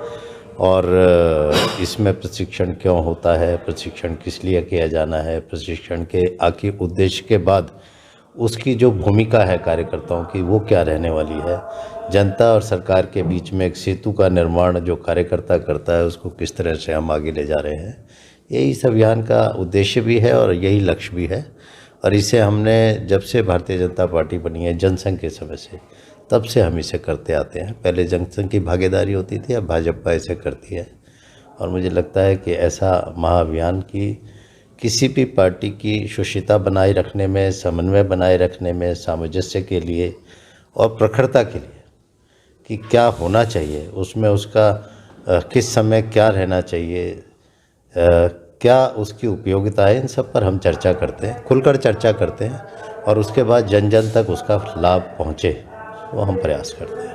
2027 की जो है चल रहा है, क्योंकि इस वक्त कांग्रेस भी जो है कहीं ना कहीं प्रहार नहीं, देखिए विपक्ष तो प्रहार कई दफ़ा अनर्थक कारणों से भी करता है, लेकिन जहाँ तक मेरा मानना है कि पार्टी ने जिस उद्देश्य से, जिस मैनिफेस्टो से पार्टी को जनमत मिला था, उस उद्देश्य की पूर्ति हमने की है। हम उन लक्ष्य को निरंतर प्राप्त कर रहे हैं, और हम आने वाले समय में और बेहतर स्थिति में सारे मिथ जो पहले थे वो हमने तोड़े भी हैं, और ये निरंतर इसको पुनरावृत्ति करते हुए तीसरी बार भारतीय जनता पार्टी की और बेहतर बहुमत से सरकार इस प्रदेश में बनेगी। सर, अंकिता भंडारी कैसे सब पर वार्ता हो रही है, बाकायदा बात हो रही है, उसका न्यायालय से ज्ञान ले रहा है।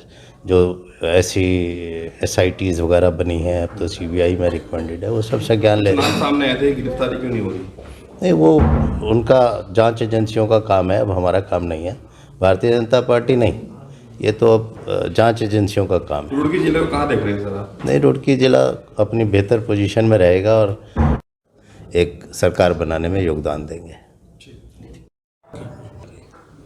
देखिए, ये जो हमारा प्रशिक्षण अभियान चल रहा है, हम भी इसमें प्रदेश में 2 बार प्रशिक्षण अभियान में शामिल हो चुके हैं और इस अभियान का मकसद कार्यकर्ताओं में नई जागृति भरना और नया जोश भरने का ही एक हम कार्य करते हैं कि क्योंकि अब चुनाव का समय आ रहा है और चुनाव में हमें बहुत जल्दी जाना है, तो उसी के लिए हम कार्यकर्ताओं को एक तरह से मोटिवेट करने के लिए ये प्रशिक्षण कार्य किए जा रहे हैं।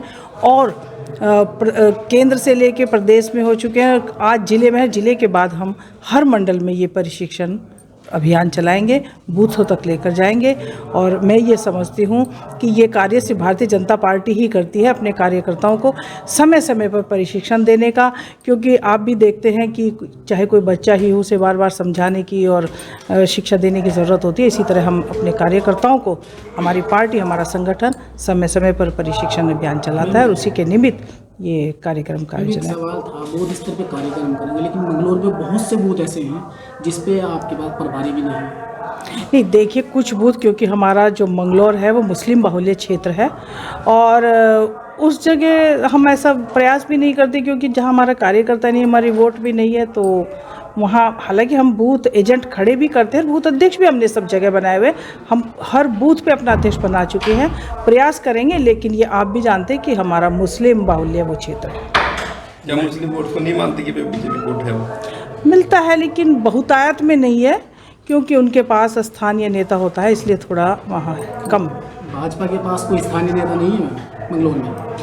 जो भी चुनाव लड़ रहा है वही स्थानीय है। भड़ाना जी ने चुनाव लड़ा, बहुत अच्छा चुनाव लड़ा, और अब देखते हैं पार्टी जिसे टिकट देती है, स्थानीय को देती है, जिसे भी देती है। लेकिन मैडम, भड़ाना जी तो हरियाणा से आके यहाँ चुनाव लड़ लेते हैं, यानी कि साफ तौर पर कहा जा सकता है कि यहाँ पर मजबूत जो है दावेदार भाजपा में नहीं है। नहीं, ऐसा नहीं है, मजबूत दावेदार नहीं है। पहले भी हमने जो हमारे प्रत्याशी रहे हैं वो अच्छी स्थिति में रहे हैं, और अब देखते हैं जिसे भी संगठन टिकट देता है। ये हमारा तो लेवल की बात नहीं है। वोटरों की मांग है कि स्थानीय कोई टिकट नहीं दे, ये संगठन देखेगा, स्थानीय को देगा, किसे देगा। बाहर से कई राज्यों में चुनाव लड़ चुके हैं और मंगलौर में कर रहे हैं, तो इसको किस तरह देखते हैं? नहीं, देखिए, टिकट का नहीं मैं कहती, लेकिन उन्होंने बहुत अच्छा चुनाव लड़ा और वो लगातार उन कार्यकर्ताओं के बीच में जिन्हें उन्होंने वोट दिया, उनकी समस्याओं के भी वो समाधान के लिए तत्पर रहते हैं। और टिकट जिसे होगा ये अलग विषय है, लेकिन वो अपनी जिम्मेदारी का निर्वहन बखूबी कर रहे हैं। जनता कहीं ना कहीं आरोप लगा रही है, भड़ाना जी जो घोषणाएं कर रहे हैं उनमें कहीं ना कहीं पूरी नहीं हो रही, तो वो पार्टी की तरफ से कर रहे हैं या खुद व्यक्तिगत रूप से कर रहे हैं? नहीं, वो व्यक्तिगत अपने से करते हैं घोषणा। मैम, विधानसभा जिस तरीके से जिला रुड़की है, इसमें सबसे मजबूत सीट किसे मानते हैं बीजेपी? इस बार हम कई विधानसभाएं जीतने वाले हैं, जैसे कि हमारी 6 विधानसभा हमारे ज़िले में आती हैं और हमारे पास एक ही विधायक था, लेकिन इस बार हम इसे कम से कम भी 4 सीटें हम अवश्य जीतेंगे। तो कोई नया चेहरा पर होगा विधानसभा चुनाव में? नया चेहरा ये संगठन का काम है, हम तो जिसे संगठन भेजेगा उसे चुनाव। खबर सितारगंज से, जहां पे कॉलेज ग्राउंड में स्थित प्राचीन भूमि मंदिर में आपको किया गया भंडारे का आयोजन। वहीं आपको बता दें कि सितारगंज में जिस तरह से बताया जा रहा है, भूमि मंडल का सितारगंज इंटर कॉलेज के मैदान में स्थित प्राचीन भूमाफिया मंदिर में श्रद्धा और भक्ति के साथ भंडारे का भव्य आयोजन किया गया। इस अवसर पर क्षेत्र में समस्त धर्म प्रेमी बड़ी संख्या में उपस्थित रहे और प्रसाद ग्रहण कर पुण्य लाभ अर्जित किया। कार्यक्रम का शुरुआत भजन कीर्तन से हुई। इसमें श्रद्धालु भाव विभोर होकर भगवान के भजन में लीन नजर आए। पूरे मंदिर परिसर में भक्तिमय वातावरण बना रहा। इस मौके पर रेखा ठाकुर और बीना साहू ने बताया कि यहां हर वर्ष इसी प्रकार भजन कीर्तन का आयोजन किया जाता है और उसके उपरांत भंडारे का व्यवस्था बड़े भव्य और सुव्यवस्थित तरीके से की जाती है। उन्होंने कहा कि इस आयोजन में क्षेत्र के सभी धर्म प्रेमी बढ़ चढ़कर भाग लेते हैं, जिससे आपसी भाईचारा और धार्मिक एकता को बल मिलता है। आयोजन समिति की ओर से श्रद्धालुओं के लिए प्रसाद और भोजन की उत्तम व्यवस्था भी की गई थी। पूरे कार्यक्रम में सेवा भाव और समर्पण की झलक साफ दिखाई दी।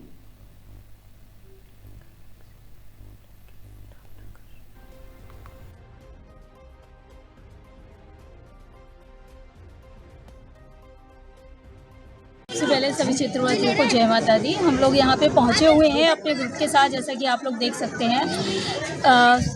इसमें ना लगभग प्रातः हर सुबह झांकी निकालकर माता जी के लोगों को जागरूक भी किया जाता है कि समाज के प्रति आप संवेदनशील रहिए, और एक बार से मतलब धर्म के प्रति संदेश है कि सुबह सुबह जाना, सब लोग प्रभात फेरी में इकट्ठे होकर निकलते हैं। और उसके बाद में एक दिवस पहले कलश यात्रा का आयोजन किया गया था, कीर्तन भी किया गया, और आज भंडारे का आयोजन भी किया जा रहा है। और होली का समय है तो त्योहार पे एक अति शुभ संदेश है सभी के लिए। इसके माध्यम से सभी के लिए कामना की जाती है कि आप लोग स्वस्थ रहें और आपके यहाँ सुख शांति समृद्धि का वास रहे। आप सभी को होली की शुभकामनाएं और जय माता। प्राचीन भूमिया में कई वर्षों से लगातार यहाँ पर बहुत उल्लास के साथ में कीर्तन रात में किया जाता है। उसके बाद में कलश यात्रा भी निकलती है, बाद में भंडारा की यहाँ पर बहुत अच्छा आयोजन किया गया है। प्रतिवर्ष की तरह यहाँ पर सभी धर्म प्रेमियों के लिए यहाँ भंडारे की भोजन की व्यवस्था की जाती है बहुत ही अच्छी तरीके से, और सभी लोग बहुत अच्छे से ग्रहण प्रसाद करते हैं। और यहाँ पर सभी लोग के लिए बहुत हार्दिक शुभकामनाएं देती हूँ मैं। 4 साल से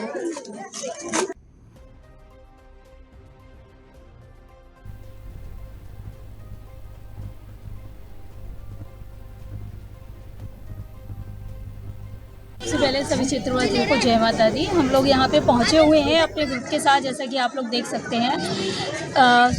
इसमें ना लगभग प्रातः हर सुबह झांकी निकालकर माता जी के लोगों को जागरूक भी किया जाता है कि समाज के प्रति आप संवेदनशील रहिए, और एक बार से मतलब धर्म के प्रति संदेश है कि सुबह सुबह जाना, सब लोग प्रभात फेरी में इकट्ठे होकर निकलते हैं। और उसके बाद में एक दिवस पहले कलश यात्रा का आयोजन किया गया था, कीर्तन भी किया गया, और आज भंडारे का आयोजन भी किया जा रहा है। और होली का समय है तो त्योहार पे एक अति शुभ संदेश है सभी के लिए।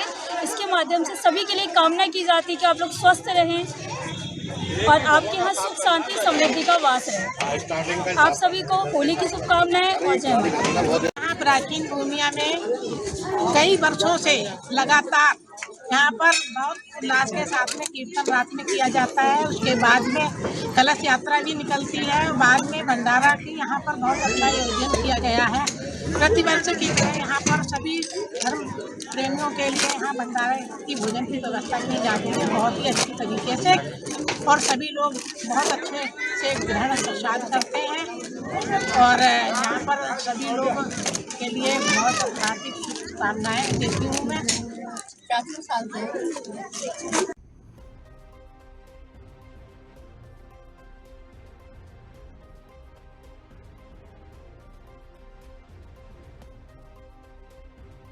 सबसे पहले सभी क्षेत्रवासियों को जय माता दी। हम लोग यहाँ पे पहुँचे हुए हैं अपने ग्रुप के साथ, जैसा कि आप लोग देख सकते हैं। इसमें ना लगभग प्रातः हर सुबह झांकी निकालकर माता जी के लोगों को जागरूक भी किया जाता है कि समाज के प्रति आप संवेदनशील रहिए, और एक बार से मतलब धर्म के प्रति संदेश है कि सुबह सुबह जाना, सब लोग प्रभात फेरी में इकट्ठे होकर निकलते हैं। और उसके बाद में एक दिवस पहले कलश यात्रा का आयोजन किया गया था, कीर्तन भी किया गया, और आज भंडारे का आयोजन भी किया जा रहा है। और होली का समय है तो त्योहार पे एक अति शुभ संदेश है सभी के लिए। इसके माध्यम से सभी के लिए कामना की जाती है कि आप लोग स्वस्थ रहें और आपके यहाँ सुख शांति समृद्धि का वास रहे। आप सभी को होली की शुभकामनाएं और जय माता। प्राचीन भूमिया में कई वर्षों से लगातार यहाँ पर बहुत उल्लास के साथ में कीर्तन रात में किया जाता है। उसके बाद में कलश यात्रा भी निकलती है, बाद में भंडारा की यहाँ पर बहुत अच्छा आयोजन किया गया है। प्रतिवर्ष की तरह यहाँ पर सभी धर्म प्रेमियों के लिए यहाँ भंडारे की भोजन की व्यवस्था की जाती है बहुत ही अच्छी तरीके से, और सभी लोग बहुत अच्छे से ग्रहण प्रसाद करते हैं। और यहाँ पर सभी लोग के लिए बहुत हार्दिक शुभकामनाएं देती हूँ मैं। 4 साल से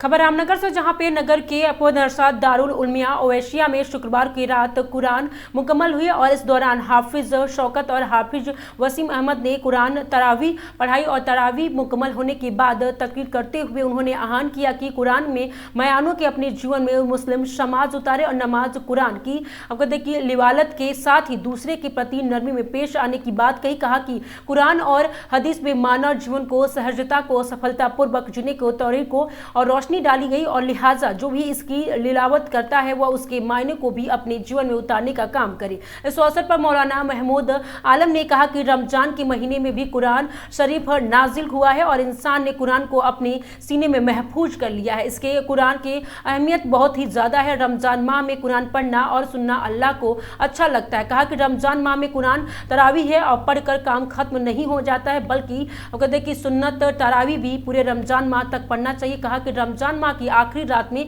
जिस दिन ईद का चांद दिखता है, रोजेदारों के रोजे रखने और तरावी पढ़ने और कुरान की लिवालत करने की मजदूरी मिल जाती है। दस्तूर यह है कि मजदूर को काम खत्म होने के वक्त मजदूरी दे दी जाती है, यानी पूरे रमजान माह में जो रोजे रखे, तरावी पढ़े, कुरान की लिलावत की, उसका मेहनताना अल्लाह रमजान की आखिरी रात में दे देता है। अंत में उलेमाओं ने सभी को अवगत मगफिरत और देश में अमन चैन कायम को लेकर दुआ की।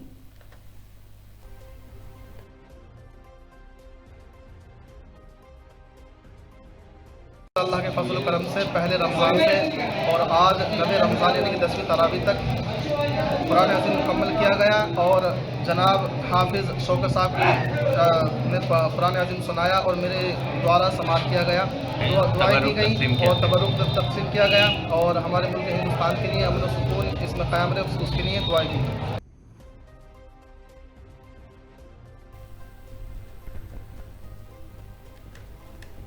अल्लाह के खबर ऋषिकेश से है, जहां पे उत्तराखंड के कांग्रेस के वरिष्ठ नेता और प्रदेश अध्यक्ष गणेश गोदवलिया ऋषिकेश पहुंचे। यहां पर उन्होंने नगर अध्यक्ष राकेश मिया के कार्यालय में पत्रकारों से बातचीत करते हुए राज्य के मौजूदा भाजपा सरकार को आड़े हाथ लिया। गोदवलिया ने सरकार पर भ्रष्टाचार, बेरोजगारी और स्थानीय युवाओं की अनदेखी का गंभीर आरोप लगाते हुए आगामी चुनाव के लिए बिगुल फूंक दिया है। गणेश गोदवलिया ने भावुक और आक्रामक तेवर अपनाते हुए कहा कि भाजपा के शासनकाल में उत्तराखंड के प्राकृतिक संसाधनों की खुली लूट हो रही है। उन्होंने आरोप लगाया कि सरकार की नीतियों के कारण प्रदेश का पैसा बाहरी हाथों में जा रहा है और स्थानीय लोगों को केवल निराशा हाथ लग रही है। गोदवलिया ने कहा कि प्रदेश का युवा आज सड़कों पर है। भर्ती परीक्षाओं में हुए घोटाले का जिक्र करते हुए उन्हें सरकार की मंशा पर सवाल उठाए। उन्हें प्रदेश में कानून व्यवस्था की स्थिति पर चिंता व्यक्त करते और न्याय के लिए लड़ रहे परिवारों को समर्थन किया। गोदवलिया ने प्रदेश की जनता से आह्वान किया है कि इस अन्याय के खिलाफ आवाज उठाए। उत्तराखंड के स्वाभिमान को बचाने के लिए हर नागरिक को आगे आना होगा और ये लड़ाई सिर्फ कांग्रेस की नहीं बल्कि हर उस व्यक्ति की है जो इस मिट्टी से प्यार करता है। गणेश गोदवलिया का यह सख्त रुख राज्य में आगामी राजनीतिक समीकरणों को देखते हुए काफी महत्वपूर्ण माना जा रहा है। राजनीतिक विश्लेषकों का मानना है कि गोदवलिया सीधे तौर पर जनता की भावनाओं को छूने वाले मुद्दों को उठाकर सरकार को बैकफुट पर ढकेलने की रणनीति अपना रहे हैं।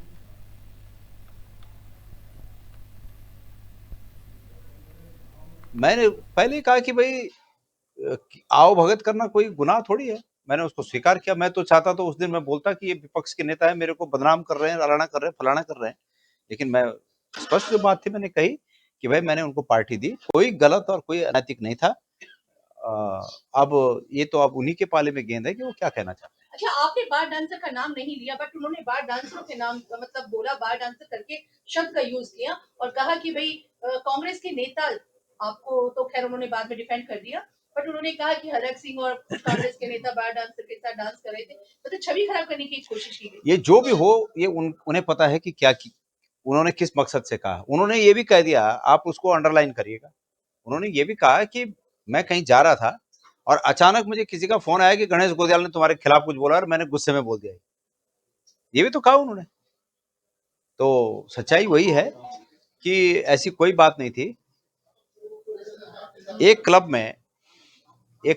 क्लब में डांस फ्लोर पर सभी लोग डांस करते हुए थे, हम दूर से बैठ के खाना खा रहे थे, देख रहे थे। तो मैं समझता हूं कि कोई एक बाल बराबर में कोई अनैतिक बात नहीं थी। ये इसी तरह है कि जैसे कोई एक दोस्त दूसरे दोस्त को ये कह दे कि यार आज पीने का मन है, 2 पैक शराब पिला दे, और वो दूसरा दोस्त उसको 2 पैक शराब पिलवा दे और बाद में वो सोशल प्लेटफॉर्म पे जाके कह दे कि इसने तो मुझे शराब पिलाई, तो जो पिलाने वाला है वो अपराधी हो गया। भैया इसी तरह की बात है। अच्छा, कांग्रेस जिस तरह से अब बैठकों का दौर शुरू हो गया है, कल भी बैठक की आप लोगों की, तो कुछ खास है इस बार 2027 को लेकर? देखिए, हर चुनाव खास होता है, और हर चुनाव खास होता है तो 2027 का चुनाव भी खास है। अब हम ये नहीं कहते हैं कि 2022 में हमने कोई मतलब कमी छोड़ी, लेकिन निश्चित रूप में हम 2027 में और पिछले की गलतियों से सबक लेते हुए और 2027 को और मजबूती से और संभल कर लड़ेंगे। बनफूलपुरा जो नैनीताल वाला था, उसमें सुप्रीम कोर्ट का निर्णय आ चुका है, और आपका मीरानगर में कल यशपाल आर्य जी आए थे, कांग्रेस कैसे देखती है उसको? देखिए, कांग्रेस का ये बिल्कुल पक्का मत है कि इतने सालों से जो लोग बसे हुए हैं, उन सरकारी जमीनों पर अगर सरकार को कुछ सार्वजनिक हितों के लिए, जनता के हितों के लिए, सार्वजनिक निर्माण के लिए उस जगह की आवश्यकता है, तो उसी स्थिति में लोगों का विस्थापन किया जाना चाहिए।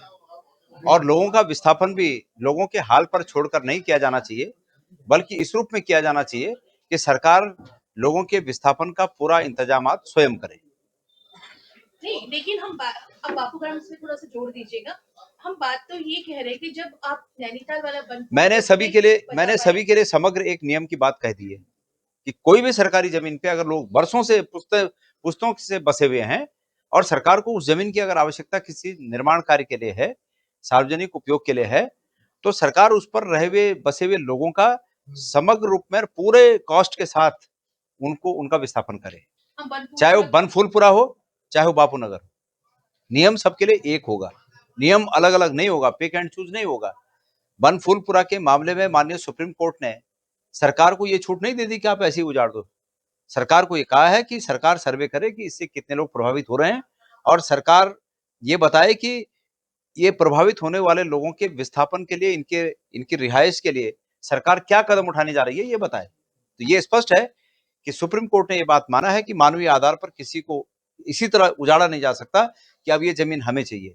वो लोग वहां पर बसे हुए हैं, तो सरकार का ये फर्ज बनता है कि सरकार उनको कहीं बसाए। तो स्पष्ट है, चाहे बापूनगर हो चाहे बनफूलपुरा हो, इस प्रदेश में या सुप्रीम कोर्ट ने अगर ये आदेश दिया है तो ये तो पूरे देश पर लागू होगा, क्योंकि सुप्रीम कोर्ट के आदेश को किसी अन्य राज्य में भी इस परिस्थिति में उपयोग किया जा सकता है, इसलिए ये नियम पूरे देश पर लागू होता है।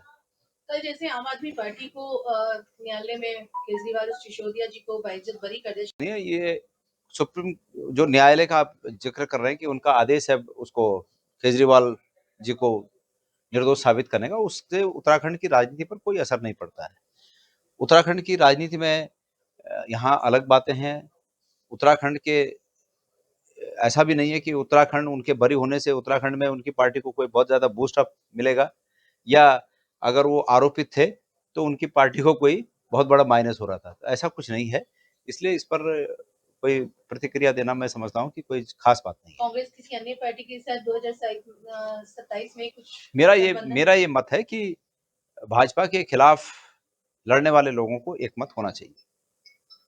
कांग्रेस के वरिष्ठ नेता राजपाल खरोला जी की माता जी के निधन पर शोक में शामिल होने यहाँ पर आया था, और उसी सिलसिले में अभी हमारे साथी यहाँ पर हमारे अध्यक्ष जी ने कहा कि यहाँ पर एक कप चाय हो जाए हमारे पत्रकार साथियों के साथ। खबर ऋषिकेश से, जहां पे निकट रानी पोखरी थाना क्षेत्र अंतर्गत एक मिस्त्री की हुई हत्या का पुलिस ने खुलासा कर दिया। पुलिस ने हत्या करने के आरोप में हाउस कंस्ट्रक्शन करने वाले एक ठेकेदार को गिरफ्तार किया, जिसे पुलिस ने कोर्ट के आदेश पर जेल भेज दिया है। मामले का खुलासा रानी पोखरी थाने में आयोजित प्रेस कॉन्फ्रेंस के दौरान सीओ नीरज सेमवाल ने किया। उन्होंने बताया कि हत्या का शिकार एक मिस्त्री का नाम बबुल कुमार निवासी थाना मोतीचूर बहराइच उत्तर प्रदेश के बबुल बेगूसराय बिहार निवासी कंस्ट्रक्शन करने वाले ठेकेदार पप्पू साहनी के साथ 6 सालों से मिस्त्री का काम कर रहा था, और 26 फरवरी को सर पर हथौड़ा मारकर बबलू की हत्या कर दी गई। मामले में बबलू के भाई प्रमोद कुमार ने ठेकेदार पर हत्या करने का आरोप लगाते हुए मुकदमा दर्ज कराया। इसी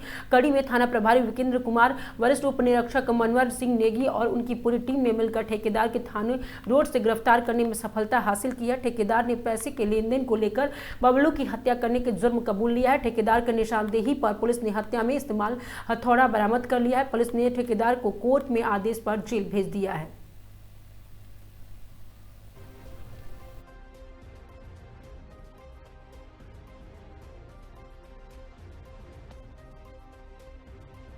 दिनांक 26 फरवरी 2026 को थाना रानी पोखरी में एक सूचना प्राप्त हुई कि धारकोट के नजदीक नीम करोली जो कोई नीम करोली मंदिर वहां पर है, उस मंदिर के नजदीक निर्माणाधीन भवन के अंदर एक व्यक्ति अचेतन अवस्था में पड़ा हुआ है। मौके पर पुलिस टीम पहुंची तो पुलिस टीम को वहां पर एक व्यक्ति मिला जो कि अचेतन अवस्था में था। उसको वाहन के माध्यम से जौलीग्रांट हॉस्पिटल में भर्ती करा दिया गया। उसके बाद दिनांक 27 तारीख को उसके बाद उस व्यक्ति की पहचान की गई। पहचान में पता चला कि उस व्यक्ति का नाम बबलू है जो कि उत्तर प्रदेश का रहने वाला है। काफी सूचना इकट्ठा करने के बाद उसके भाई प्रमोद का नंबर मिला। उसके भाई प्रमोद को सूचित कर दिया गया और 27 तारीख को उसका भाई जब यहाँ पहुंचा तो उसी समय उसके बाद पंचायतनामा की कार्रवाई की गई, पोस्टमार्टम की कार्रवाई की गई। पंचायतनामा और पोस्टमार्टम की कार्रवाई के फलस्वरूप ये बात प्रकाश में आई कि संबंधित व्यक्ति के शरीर पर बहुत सारे घाव के निशान थे और सर पर एक चोट का निशान था जिससे भारी मात्रा में रक्त के रिसने से उसकी मृत्यु हुई। तो हत्या की आशंका जताई गई और मृतक के भाई के द्वारा भी उसके साथ काम करने वाले एक ठेकेदार पप्पू के अगेंस्ट एक FIR लॉन्च करा दी गई जिसमें उसने हत्या की शिकायत करी। तुरंत थाने पर एक टीम का गठन कर दिया गया। जोरा रस्सी पता रस्सी के माध्यम से और अन्य अपने मुखबिरों के माध्यम से उस घटना की जांच पड़ताल की गई और उसके उपरांत जो पप्पू है, पप्पू को आज दिनांक 28 फरवरी 2026 को थानों चौक के नजदीक उसको गिरफ्तार कर दिया गया। हत्या में जो इस्तेमाल किया गया है हथियार वो क्या था और क्या बरामद हुआ है? मौके पे जब हम लोगों ने मौके पे हमारी टीम गई थी तो वहां पर हमने तुरंत फील्ड यूनिट को बुला लिया था। फील्ड यूनिट हथौड़े को और खून के निशान को या खून के नमूनों को अपने कस्टडी में लिया था। तो एक हथौड़ा मिला था जिसमें हल्का सा रक्त लगा हुआ था। लेकिन आज पप्पू से जब जांच पड़ताल जब पूछताछ की गई तो पप्पू ने अपनी पूछताछ में ही बताया कि जब उसका आपस से झगड़ा हो रहा था, हाथापाई हुई थी, तो पप्पू ने पास रखे हुए एक हथौड़े की मदद से बबलू के सर पर तेज प्रहार किया जिससे बबलू की मृत्यु हो गई। तो मेन हथियार तो जो है वो पैसे का लेन देन का कुछ जिक्र खुल के आया, कितना पैसे का लेन देन रहा होगा? पप्पू के बयानों के आधार पर पप्पू के बयानों और बबलू के भाई के बयानों के बेस पर ये बात सामने आई कि दोनों के बीच पैसों के लेन देन को लेकर झगड़ा हुआ था। लेकिन कितना पैसों का लेन देन था इसको तो पप्पू स्पष्ट रूप से नहीं बता पा रहा। लेकिन क्योंकि पप्पू और बबलू दोनों एक साथ काम करते थे, पप्पू ठेकेदार था और बबलू उसके अंदर काम करने वाला कर्मचारी था, तो कुछ बकाया पैसों को लेकर के या कुछ एडवांस पैसों की अदायगी को लेकर के दोनों के बीच बातचीत हुई, झगड़ा हुआ, गाली गलौज हुआ और इस हद तक बढ़ गया कि इसमें इसने उसकी हत्या कर दी। ये मृतक श्रमिक जो है क्या ये दलित समाज से? इस बात की जानकारी की जा रही है। होली को लेकर के पुलिस के द्वारा इस समय बहुत स्थायी और अच्छे प्रबंध किए गए हैं। होली पर की गई तैयारियों को मैं 3 भागों में बांट सकता हूँ। पहली चीज है ट्रैफिक व्यवस्था, यातायात व्यवस्था। ट्रैफिक और यातायात व्यवस्था के लिए स्पेशल प्लान बनाया गया है। उसके बाद दूसरा है कि पूरे के पूरे जो हमारे सर्किल क्षेत्र है, सर्किल को अलग अलग जोन और अलग अलग सर्किलों में बांटा गया है और इन जोन और सर्किलों का विभाजन कर दिया गया। कहाँ पर कौन सा जोन, कौन सा सर्किल ऐसा है जहाँ पर मिश्रित आबादी रहती है, जहाँ पर विदेशी पर्यटक आते हैं या जहाँ पर अन्य क्षेत्रों से पर्यटक आते हैं, इस आधार पर जोन और सर्किलों का वर्गीकरण कर दिया गया है और उसकी सेंसिटिविटी के आधार पर प्रत्येक क्षेत्र के लिए फोर्स का वितरण कर दिया गया है। पर्याप्त मात्रा में फोर्स लगा दिया गया है। इसके साथ ही किसी भी प्रकार की कॉन्ट्राबैंड सब्सटेंसेस हैं या नशीले पदार्थ हैं या आबकारी संबंधी कोई शराब वगैरह, इसका परिवहन न हो और गलत हथियारों अन्य का परिवहन न हो, हुड़दंगी करने संबंधी सामान का परिवहन न हो, इसके लिए जगह जगह पर चेकिंग भी चलाई जा रही है। और आप लोगों को विदित हुआ कि एसएसपी देहरादून के निर्देशन में पिछले 12 से 15 दिनों से सघन चेकिंग अभियान चलाए जा रहे हैं, जिसमें रानी पोखरी क्षेत्र, रायवाला क्षेत्र, कोतवाली क्षेत्र में स्पेशल चेकिंग पॉइंट बनाए गए हैं जिनमें 24 घंटे चेकिंग की जा रही है और इसका काफी प्रिवेंटिव असर रहा है और मुझे लगता है कि होली में भी इसका काफी अच्छा असर रहेगा। उत्तर प्रदेश उत्तराखंड खबरों में आज के लिए सिर्फ इतना ही। देखते रहिए आगाज तक।